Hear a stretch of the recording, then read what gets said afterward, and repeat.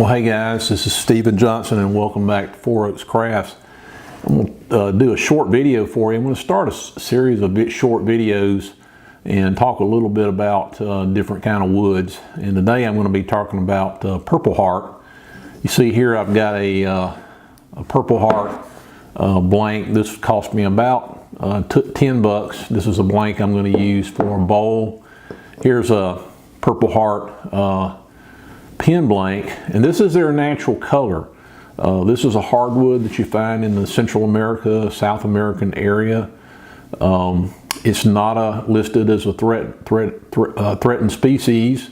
It's very popular for furniture. It's very popular for really anything that you know, takes where you're going to use color to make something decorative. It's popular, you know, for cutting boards. I've used them for pens, of course. I got an example here I'm going to show you.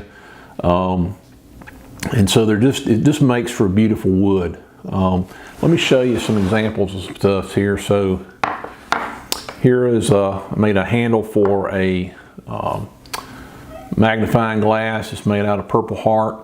I have noticed that sometimes over a period of time, the Purpleheart will turn a little bit of a tinted kind of brown color, and they say that that can happen. This one still looks purple in my opinion, but it's still got a little bit of hint of brown. And then this is one of the pen kits. This is a Faith, Hope, Love pen kit that I made a few months back, and it's still got a really beautiful purple color. Very nice pen kit, by the way, if you want to try that pen kit. And then I've also got cutting board. You may have seen my other tutorial, and I'll put this down in the description. I'll put the tutorial for the magnifying glass as well. But you can see here the strip of Purpleheart.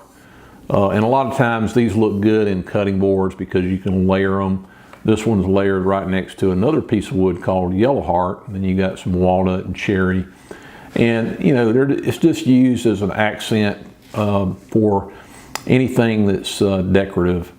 And if you want to find out more about Purpleheart or any wood for that matter, I'm going to put another link in the description field to something called the Wood Database.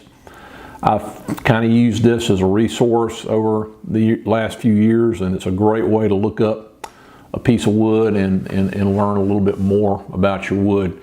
So I hope you enjoy this series. You know, as a woodworker, I think it's good to learn a little bit about the materials that you're using and you know, get a little bit more familiar with them.